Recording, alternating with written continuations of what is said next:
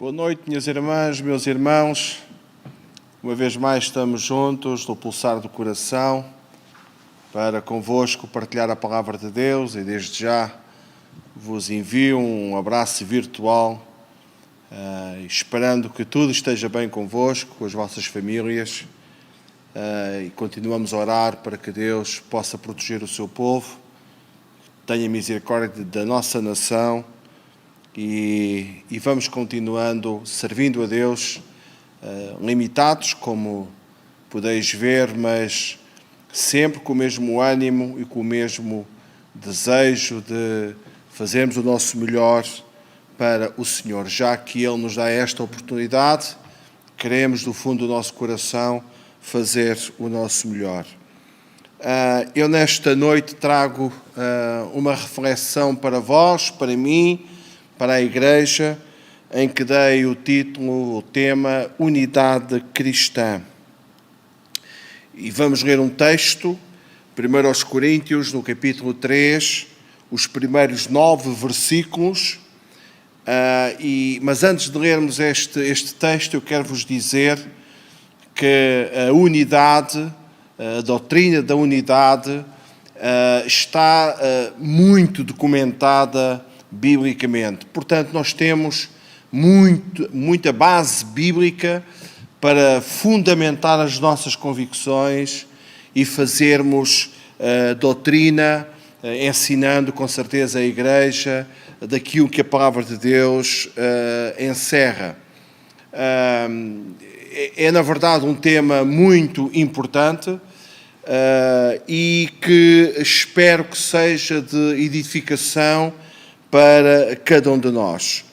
Eu vou tentar ser pausado na explanação da palavra de Deus para que nós possamos refletir bastante e creio que é urgente pensarmos acerca da unidade. Então, lendo o nosso texto, um texto forte para uma igreja que estava a viver uma desunião incrível, a igreja de Corinto, e Paulo usou expressões muito fortes para esta igreja e que servem com certeza para o nosso ensino também. Então, começando no capítulo 3, na primeira epístola de Paulo aos Coríntios, o verso 1 até o verso 9, diz assim: Eu, porém, irmãos, não vos pude falar como a espirituais, e sim como a carnais, como a crianças em Cristo. Leite vos dei a beber, não vos dei alimento sólido, porque ainda não podeis suportá-lo. Nem ainda agora podeis, porque ainda sois carnais. Porquanto, havendo entre vós ciúmes e contendas, e este é o foco da exortação de Paulo, não é assim que sois carnais e andais segundo o homem? Quando, pois, alguém diz, eu sou de Paulo, e outro, eu de Apolo, não é evidente que andais segundo os homens? Quem é Apolo? Quem é Paulo? Servos por meio de quem crestes, e isto conforme o Senhor concedeu a cada um. Eu plantei, Apolo regou, mas o crescimento veio de Deus. De modo que nem o que planta é alguma coisa, nem o que rega, mas Deus que dá o crescimento. Ora, o que planta e o que rega são um, e cada um receberá o seu galardão segundo o seu próprio trabalho. Porque de Deus somos cooperadores, lavoura de Deus, edifício de Deus sois vós. Então, como eu dizia, é um discurso duro para uma igreja que estava a viver em divisão, fações no seio da igreja, cada um tinha os seus líderes, e Paulo insurge de uma forma incrível para que eles pudessem entender que isto, como vamos ver a seguir, não tem nada a ver com espiritualidade, mas sim com imaturidade espiritual. O partidarismo era um dos piores problemas da igreja de Corinto, como nós acabamos de ler neste texto severo. Paulo não poupa os partidos existentes dentro daquela comunidade em defesa da unidade. Como eu disse na minha introdução inicial, que a unidade é um dos temas, um dos ensinos, uma das doutrinas que mais documentação bíblica nós encontramos. Nós aprendemos no Instituto que a hermenêutica, a arte da exegese bíblica, da pesquisa, que não podemos fazer doutrina de um texto apenas. Temos só aquele texto, aquela documentação, não se pode fazer doutrina apenas de um texto. Mas, em relação à unidade, desde o Antigo Testamento até o Novo Testamento, nós encontramos tanto da defesa de um corpo, de uma cidade, de um rebanho, de um exército e por aí fora. Usei metáforas que têm a ver com a Igreja do Senhor. Para Paulo, Cristo é tudo em todos e assim deve ser. Cristo é o cabeça, é tudo em todos e é assim que deve continuar. O único que deve ser honrado de forma unânime, Cristo. Ele é o único que deve ser devotado, deve ser adorado, deve ser louvado, deve ser engrandecido, deve ser realçado quando a igreja se junta. Paulo condena as divisões em Corinto como manifestações da carnalidade e pecado, o oposto à santidade e à consagração. Totalmente oposto. Fações. Eu sou deste, eu sou daquele, este é o meu líder, aquele é o meu líder, o outro, etc. Fações na igreja, isto são manifestações da carne, é pecado, é o oposto, como eu dizia, à santidade e à consagração. A avaliação deles era segundo os critérios do mundo, tipo debates no Areópago, das várias linhas de pensamento. Gostavam do discurso de Apolo, crê-se que era um crânio, um teólogo, um exímio teólogo, então seguiam este homem para eles, para uma facção era o líder. Outro, Paulo, claro, um grande apóstolo, etc., achavam que era Paulo. Como se estivessem num Areópago, e estamos a falar numa cidade da Grécia, como se estivessem num Areópago a defender as suas teses e as suas linhas de pensamento. Isto era a defender de uma forma racional, de uma forma da carne, do mundo. Portanto, Paulo combate estas fações de uma forma categórica. Toda a avaliação dos obreiros da igreja, segundo os critérios humanos, humanistas ou mundanos, conduz a contendas e a divisões. Nós não estamos na igreja para avaliar os obreiros, as capacidades, os dons que têm, segundo critérios racionalistas, como se estivéssemos no Parlamento ou como se estivéssemos no Areópago e cada um tem a sua opinião e temos liberdade e cada um diz o que pensa e o que... Não. Há critérios que vamos ver, segundo a palavra de Deus, que nós podemos avaliar aqueles que servem, aqueles que Deus coloca em eminência. Com Paulo, temos que rejeitar que a igreja se baseia na sua própria opinião. Volto a frisar, opiniões segundo os conceitos humanistas, seculares, conceitos de opiniões próprias. É isto que estamos a falar. Porque nós vamos avaliar os obreiros segundo os conceitos da palavra, segundo os conceitos divinos.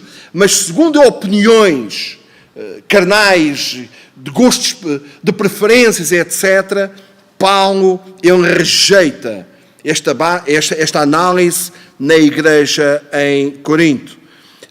Então estava eu a dizer, com Paulo, temos que rejeitar que a igreja se baseie em nossa própria opinião quanto aos dons, quanto aos talentos, quanto às capacidades, por aí fora. O primeiro ponto que eu quero desenvolver convosco é pensarmos que é possível haver unidade na diversidade. A febre não é um mal do organismo enfermo, é apenas um sintoma de um problema bem maior que se chama infecção. É um alerta, é como uma dor. A dor é alguma coisa boa que nos pode acontecer porque vai denunciar alguma coisa que não está correta no nosso organismo. Assim, a falta de unidade na igreja, as divisões são apenas sintomas de algo mais profundo, a imaturidade espiritual. É isto que Paulo está aqui a combater. Ele começa por dizer, eu vos dei leite, não vos pude dar comida sólida. Ele está a chamar, vocês não têm capacidade, vocês são uns imaturos, vocês são umas crianças autênticas, porque vocês não conseguem um alimento sólido, alguma coisa que dê consistência à vossa vida. Não, eles ainda estavam naquele leitinho que era necessário para os imaturos, para o crescimento das crianças.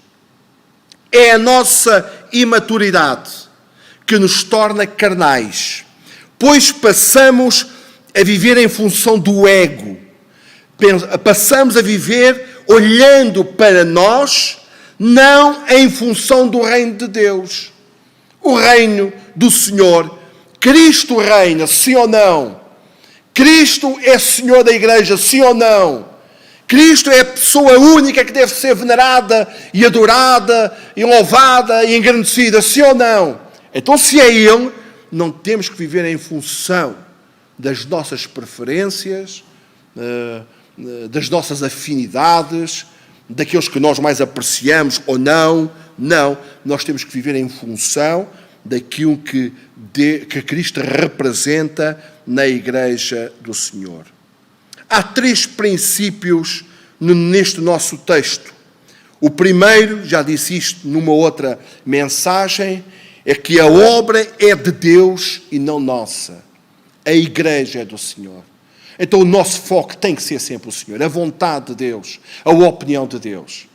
Eu costumo dizer, por onde tenho passado, que muitas vezes nós ficamos muito preocupados ou muito curiosos em saber como é que foi o culto, como é que foi a celebração, como é que foi a mensagem, como é que foi o louvor, e muitas vezes nós não paramos para pensar que essa pergunta não é muito correta. A pergunta correta será: o que é que Deus achou do meu culto? O que é que Deus achou da minha mensagem? O que é que Deus achou do louvor que eu preferi? O que é que Deus achou do nosso ajuntamento? A obra é de Deus, o foco é sempre o Senhor. No reino de Deus não há menor nem maior. Não há menor nem maior. Somos todos cooperadores de um único Deus que não faz exceção de pessoas. Vamos ver um pouquinho mais à frente, em relação aos talentos, que é uma falácia incrível. Nós comparamos pessoas com pessoas, pregadores com pregadores, músicos com músicos, irmãos que servem nos vários departamentos uns com os outros. Isto é uma falácia incrível, porque nós muitas vezes descuramos que Deus deu capacidades a cada um, segundo a sua soberana vontade, segundo o seu querer, segundo a sua soberania, e aquilo que nós devemos fazer simplesmente é sermos fiéis e prestarmos contas, não da capacidade do meu colega, não da capacidade do pastor, do pastor presidente, não da capacidade do outro que serve daquela área ou na outra, mas segundo a capacidade que Deus me deu. É isto que Deus pede de cada um de nós. Nós somos todos cooperadores de um único Deus que não faz exceção de pessoas. Somos cooperadores uns dos outros, não concorrentes. Eu gostava de vincar isto. Estas são as minhas convicções. A igreja não é espaço para concorrência. A igreja é um espaço de cooperação. É um espaço de interajuda. Se o irmão cai, eu vou lá e levanto. Se o irmão precisa de mim, o fazer o bem, principalmente aos domésticos da fé. Tudo isto tem a ver com a nossa interajuda. A igreja é um espaço onde não há competição. Isso é no mundo secular, entre o desporto, ou seja aquilo que for, ou entre a política, existe muita competição. Não, a igreja é um espaço de cooperação. Todos nós fomos chamados para cooperarmos uns com os outros. No reino de Deus, cada um é responsável e recompensado segundo as suas próprias obras, realizadas em função de todo o corpo de Cristo. Aqui entronca um pouco daquilo que eu já disse há momentos, a parábola dos talentos, em que um recebe 5, outro recebe 2 e outro recebe 1, está lá em Mateus 25, 14 a 30, os irmãos podem conferir nas vossas devoções. O que é que nós temos ali? Temos uma pessoa subejamente capacitada, que Deus lhe deu mais capacidade, deu mais talentos. E o que é que ele tinha que fazer? Ele tinha que administrar na base da sua capacidade. Mas aquele que recebeu menos talentos, menos capacidade, menos dons, sabem, seja em que área for, ele teria que ser fiel dentro da sua capacidade, não em comparação com o outro, nada disso. Isto não é nada para comparar, isto é só para cooperar. Mas havia lá um terceiro que apenas, coitado, não sei se era coitado, foi a capacidade que Deus lhe deu, um talento. O que é que ele fez? Ele escondeu esse talento erradamente. Ele devia administrar esse talento, o pouco que tinha, seja em que área for, ele devia de administrar na base daquilo que Deus lhe tinha dado, ou que o seu Senhor lhe tinha dado. Então, nós não estamos aqui para nos analisarmos uns aos outros. Nós estamos aqui, mas estamos aqui para cooperarmos uns com os outros. E vamos ver mais à frente. O Senhor da obra é Ele que vai dar a recompensa. E vamos ver isto de uma forma clara um pouquinho mais à frente. A obra de Deus não depende do que eu tenho. Eu disse-vos que a obra de Deus não é nossa, que somos cooperadores uns dos outros, não concorrentes, e agora que a obra de Deus não depende do que sou e do que eu tenho. Depende essencialmente de Deus. Se não for o Senhor a edificar a sua obra, em vão edificam aqueles que trabalham, como diz o texto. Um semeia, outro colhe, mas a glória de tudo pertence a Deus, que dá o crescimento. Nós operamos, nós realizamos, Paulo usa aqui a linguagem da agricultura, nós fizemos o trabalho do terreno, nós fazemos aquilo que nos competia fazer. Tratou-se da terra, tratou-se da sementeira, mas aí depois um lavrador não tem mais poder sobre a quantidade do fruto, o timing de crescimento, as chuvas necessárias e por aí fora. Todos nós temos a obrigação de nos esforçarmos para superar toda e qualquer questão que venha comprometer a unidade na igreja. Jesus é glorificado com a unidade da igreja. Jesus é glorificado, muitas vezes pensamos que é só na êxtase, nos momentos pentecostais, nos momentos de celebração festiva. Isso é importante, claro que uma coisa não anula a outra, mas é na unidade, no dia-a-dia, que se vê aqueles que glorificam a Deus com as suas vidas, promovendo a paz, promovendo a unidade, promovendo a coesão na igreja do Senhor. O Espírito Santo pode nos ajudar neste propósito, desde que não impeçamos a sua ação. O Espírito Santo está aqui para nos unir, para sermos um só corpo, temos uma só fé, uma só esperança, uma só crença, um só Deus. O Espírito está connosco para nos assistir quando há predisposição dos nossos corações para promovermos a unidade no corpo de Cristo. A nossa responsabilidade como cooperadores na edificação da igreja é defendermos a unidade do corpo.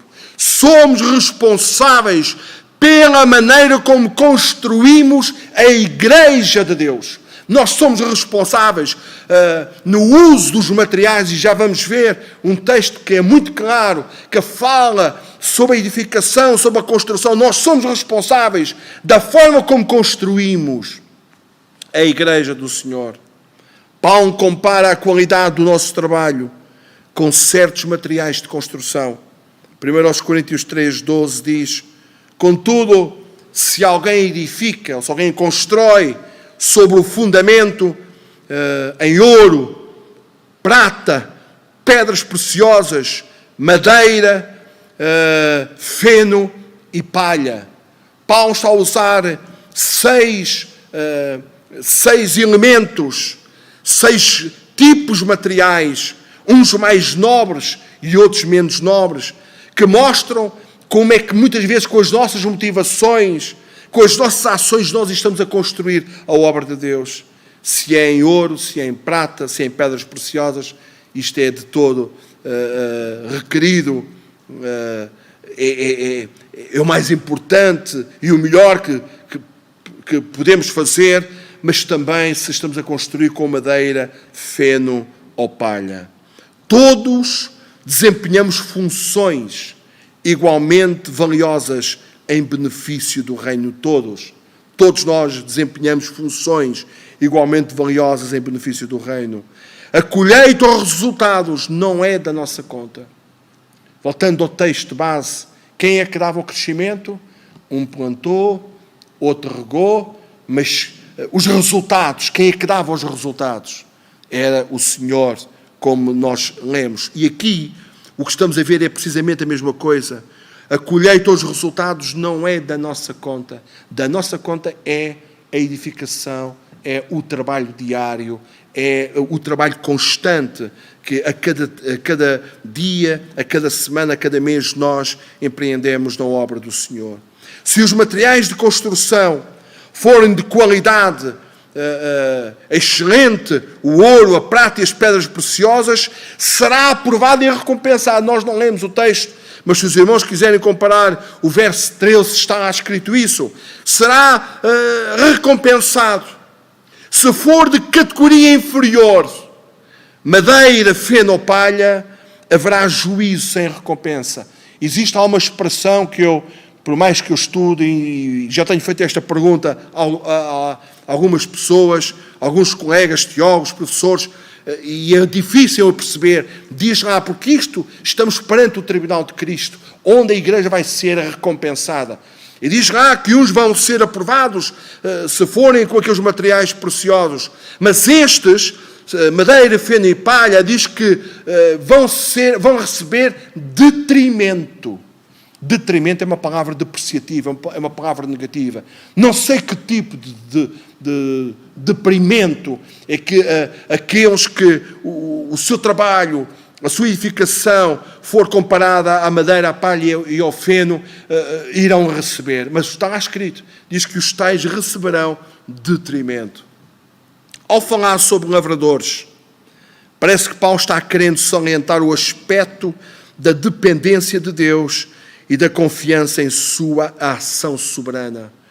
E onde disse, Paulo foi categórico: Apolo plantou, eu reguei, mas é Cristo que dá a dependência dos frutos, a espera do fruto. Isso não é da nossa responsabilidade. Eu costumava dizer nas igrejas por onde pastoreei, irmãos, o nosso trabalho é evangelizarmos, é darmos testemunho, é fazermos aquilo que o Senhor nos mandou fazer. Os resultados têm a ver com Deus. Os resultados é com o Senhor.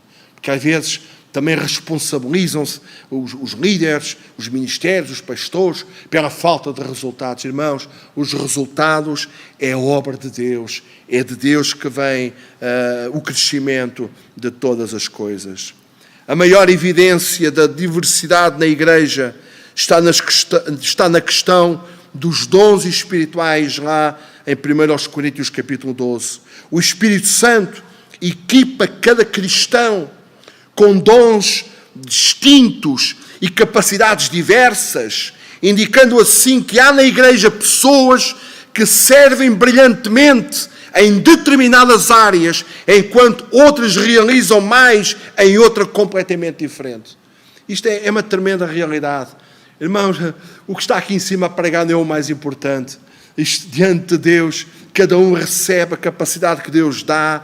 Claro que este trabalho é mais visível, claro que eu estou a pregar para o mundo, para a internet, os irmãos estão a ouvir, e se calhar não estão a ver o nosso irmão que está à porta, o nosso irmão que está na livraria, os irmãos que estão no som, ou seja, aquilo que for. Irmãos, Deus dá capacidades para que cada um no seu trabalho possa desenvolver de uma forma brilhante aquilo para o qual o Senhor os chamou. Quando estava a elaborar este trabalho, esta mensagem, estava-me a recordar, e ultimamente com alguns amigos temos falado sobre isto, do nosso irmão Baião, Arlindo Neves Ferreiro, a capacidade que Deus deu àquele homem na organização de eventos, quanto à portaria, quanto à arrumação, quanto aos assistentes. Todos nós reconhecíamos.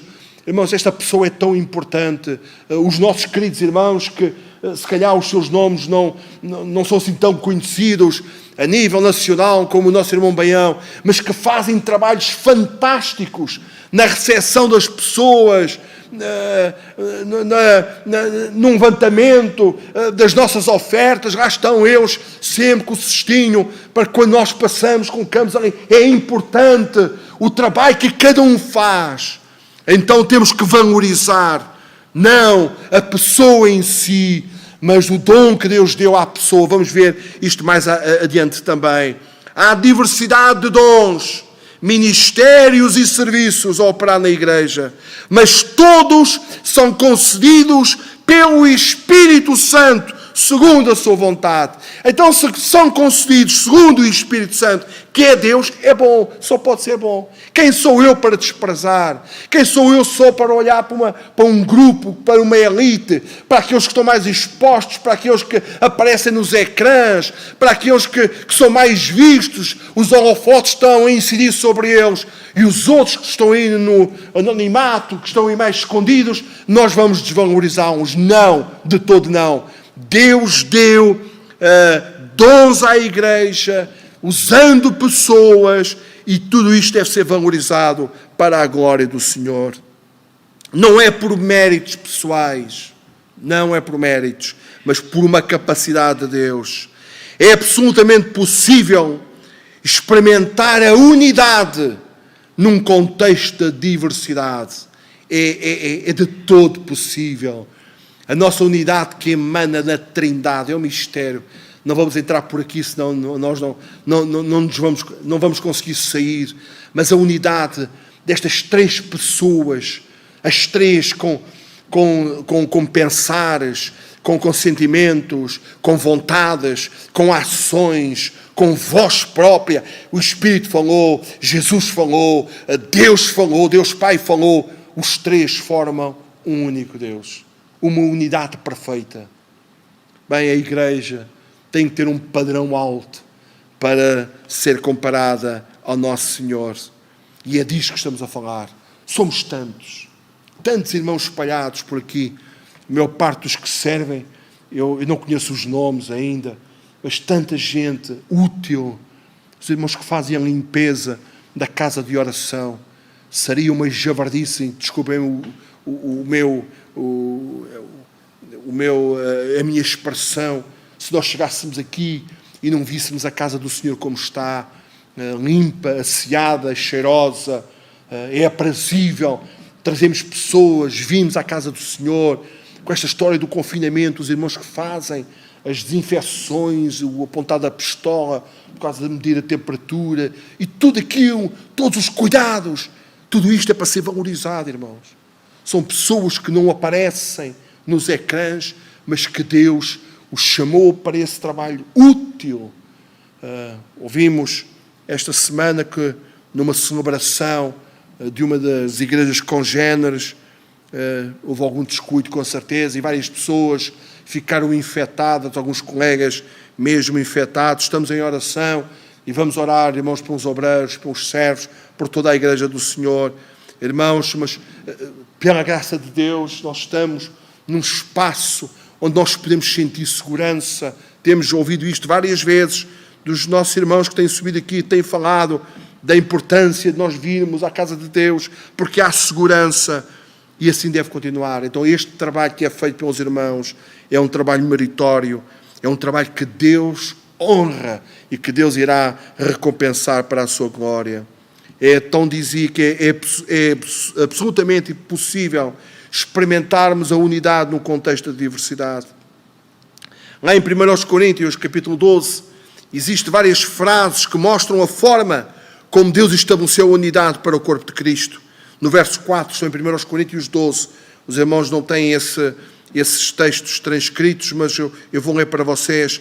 O Espírito é o mesmo. No verso 5, o Senhor é o mesmo.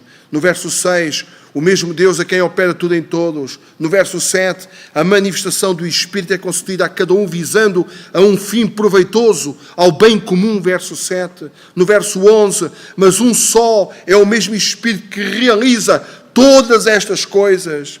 Verso 12, o corpo é um. E verso 13, pois em um só Espírito todos nós fomos batizados em um corpo. Segundo ponto, superar o individualismo. Deus deu a cada cristão em particular uma função específica no corpo de Cristo. Já referi isto. Esta função é orientada pelo espiritual, pelo dom espiritual ou capacidade espiritual, a fim de sermos úteis em prol da unidade deste corpo. É a ação do Espírito capacitando as pessoas, uns para cantar, outros para tocar, outros para pregar, outros para fazer os mais variados ministérios da igreja. É Deus que dá estas capacidades. Quando se utiliza esta capacidade com pretexto de discórdia, fações, invejas e ciúmes, a unidade da igreja é profundamente prejudicada. Quando nós utilizamos para nos autopromovermos, para acharmos que somos os melhores pregadores, para acharmos que somos os únicos que conseguimos ministrar, ou somos os únicos que conseguimos o ministrar, seja aquilo que for, ou fazer, e acharmos que tudo isto vai se desmoronar porque nós não estamos presentes, ou porque não fazemos, esqueça. Deus levanta pessoas da forma como quer e capacita da forma como quer, e ninguém é insubstituível. Os dons ministeriais em Efésios 4:11, os dons do ministério, os apóstolos, os profetas, os evangelistas, os pastores e mestres, não são títulos nem hierarquias ministeriais, mas funções que existem para fortalecimento da unidade da igreja. Irmãos, os ministérios não são os manda-chuvas da nossa casa. Os ministérios não são os chefes. Nós não estamos a usar conceitos das organizações seculares, nada disso. São responsabilidades, dons que visam, porque os irmãos sabem, como eu sei, que este corpo que é a igreja só tem um cabeça, e esse cabeça é Cristo, e o comando vem dele através de dons que ele dá aos homens. Voltando ao nosso texto de 1 Coríntios 3:1-9, Paulo fala do individualismo, relacionando ao serviço do reino, no reino de Deus. Nos versos 1-6, Paulo fala da nossa vocação cristã para a salvação e da unidade da fé na qual os cristãos devem andar. Nós temos uma vocação de cristã para a salvação e para a unidade da fé. Ele procurou mostrar que a unidade revelada na Santíssima Trindade também precisa ser refletida na Igreja. Foi aquilo que eu há pouco estava a dizer. O padrão é a Trindade, é a unidade. Aliás, alguém que chame ou Trindade ou triunidade. 3 pessoas unidas num só Deus. Então a Igreja deve refletir acerca desta unidade. No verso 8, Paulo utiliza a expressão cada um para comunicar um outro conceito.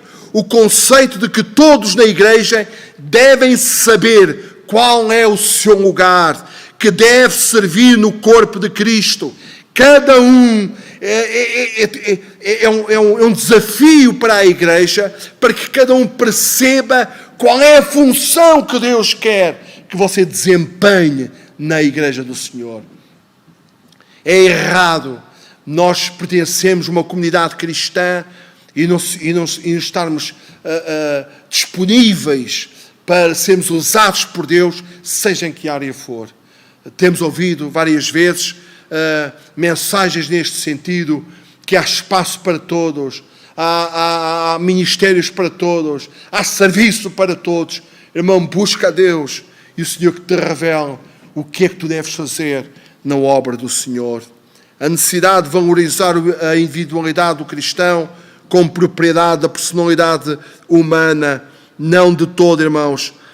Nós precisamos pensar que eu tenho a minha personalidade, eu tenho a minha maneira de ser, eu tenho a minha inteligência, eu tenho os meus dotes, mas se isso não for colocado para o bem comum, para a unidade da Igreja, eu estou com outro espírito, que não é o espírito de unidade do corpo de Cristo. A necessidade de valorizarmos a variedade de ações dos membros do corpo, que gera uma interdependência saudável na Igreja. Nós percebermos o ajuste de cada um, de dons, de capacidades, de ministérios, de chamada de Deus, o ajuste disto faz, irmãos, um milagre na Igreja do Senhor. Enquanto nossa tendência muitas vezes é direcionar a mente para os dons como sendo dotes especiais do Espírito aos cristãos, é impressionante notar que a expressão eu mesmo deu uns para. Eu gostaria que retivessem esta expressão, eu mesmo deu uns para. Cristo não está dando dons aos homens, mas está dando homens com dons à Igreja. Deus não dá dons aos homens. Os dons são do Senhor.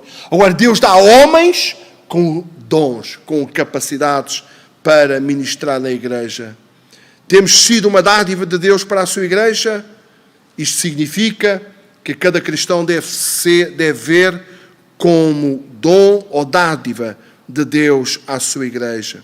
E termino com o terceiro ponto, reconhecer a autoridade espiritual. Os versos 8 a 10 do nosso texto identificam Jesus como sendo a origem dos dons espirituais. Assim como Deus Pai deu o seu Filho ao mundo, o seu Filho também deu homens à Igreja com dons. É isto. Não pense que Deus dá dons aos homens. Deus não dá dons para retirar, não. Deus dá homens, primeiramente o foco as pessoas, com dons para servir na Igreja. E estes, por sua vez, devem dar continuidade ao processo, aperfeiçoamento dos santos para o desempenho do ministério. No tocante, irmãos, ao facto de que Jesus é a fonte dos dons, precisamos ressaltar 2 grandes princípios das Escrituras. Primeiro, somente Cristo é a cabeça da Igreja. Na Igreja só existe uma estrela, e essa estrela chama-se Jesus. Na Igreja não há espaço para autopromoção, para divulgarmos o que for, dos nossos dotes, das nossas capacidades, daquilo que nós conseguimos fazer. Não, de todo. A Igreja tem uma estrela. A estrela é Jesus. E tudo deve ser canalizado para Ele. A Igreja é o corpo que consiste de muitos membros. Cada um tem uma função que é desempenhada pelo comando, que é a cabeça. Nos versos 9 e 10, vemos Cristo morrendo, ressuscitando e ascendendo à glória. Agora Jesus tem toda a autoridade no céu e na terra, podendo assim conceder ou distribuir dons à sua igreja, que é o seu corpo. Louvado seja Deus. O Espírito Santo veio porque Cristo ascendeu. E quando Ele lá chegou acima, passado algum tempo, Ele enviou o dom do Espírito Santo. E sempre assim acontece. É um Cristo glorificado. Irmãos, a igreja precisa aprender a glorificar a Cristo, a exaltar o nosso Senhor, a celebrarmos com alegria e deixarmos de cenas, deixarmos de partidos, deixarmos de preferências. Todos são úteis na obra de Deus. Isto deve começar pelo pastor da igreja. Isto deve passar por todos aqueles que estão em eminência, olhar e dar oportunidade a toda a gente, porque a igreja foi chamada para celebrar em unidade e glorificar o nosso Deus que está nos céus. E Ele vai concedendo, e Ele vai administrando segundo a sua soberana vontade. A regra básica aqui é estar sujeito à autoridade, obedecendo aos comandos da cabeça. É da cabeça que vem a instrução e direção aos membros do corpo. Efésios 4,15. Mas, seguindo a verdade em amor, cresçamos em tudo naquilo que é a cabeça, Cristo. Quem dirige a igreja não é um clero bem intencionado, mas o próprio Cristo. Irmãos, se as pessoas não estão a administrar a igreja segundo os desígnios de Deus, não me compete a mim censurar, não me compete a mim falar, mas estas pessoas vão ter que dar contas, porque Deus nos chamou para um dia prestarmos contas. Aliás, Ele diz que nenhuma palavra que sai da nossa boca, nenhuma ação que nós façamos, nós vamos ter que prestar contas ao Senhor. Ele estabelece líderes humanos, é uma verdade. Ele chama, Ele pede que a igreja consagre estes homens, os quais são escolhidos e vocacionados por Ele, para facilitar a coordenação da igreja. Efésios 4,11. E Ele mesmo concedeu uns para apóstolos, outros para profetas, outros para evangelistas e outros para pastores e mestres, querendo o aperfeiçoamento dos santos. Jesus, Ele é tudo em todos. Jesus tem a preeminência. Jesus deu às igrejas autoridades representativas. E finalizo, meus irmãos, depois destes minutos longos e que os irmãos foram pacientes em me estarem a ouvir, eu finalizo aqui dizendo que Jesus deu às igrejas autoridades representativas dele, da autoridade suprema. O pastor da igreja está sujeito a Cristo, os presbíteros estão sujeitos a Cristo, os irmãos diáconos estão sujeitos a Cristo, todos aqueles que servem estão sujeitos a Cristo. Então, irmãos, são eles que aperfeiçoam os santos para desenvolverem os ministérios, como nós acabamos de ler lá em Efésios 4. Assim, irmãos, finalizando a nossa mensagem, eu quero vos dizer que o foco de cada um de nós é a promoção da unidade da Igreja do Senhor, respeitando cada um daqueles que Deus chamou para desempenhar tarefas, apelando ao pastor, às lideranças, que observem, que deem oportunidades, que deem acesso a que as pessoas sejam úteis, porque Deus nos chamou. Ninguém faz sombra de ninguém. Ninguém é mais importante do que ninguém. Só Cristo é que tem toda a importância. Aquilo que eu faço, eu vou ter que dar contas ao Senhor daquilo que eu estou a fazer. Claro, irmãos, que o Senhor usa homens e a liderança humana para corrigir alguma coisa segundo a palavra de Deus, mas nada segundo conceitos humanistas, conceitos do mundo, conceitos dos homens. Que Deus ricamente abençoe e que nós possamos orar por unidade. Irmãos, muito mais do que dar as mãos, que agora nem o podemos fazer, que nós possamos orar por unidade, orar por aqueles que estão em eminência, orar por aqueles que estão também desejosos de fazer alguma coisa para a obra de Deus e Deus irá recompensar e abençoar cada um. Que Deus vos abençoe. Muito obrigado pela vossa paciência. Até domingo. Venham com alegria. Vamos ter connosco o nosso pastor a ministrar a palavra e vai ser uma festa. Vamos estar aqui todos na casa do Senhor. Que Deus ricamente vos possa abençoar. Obrigado.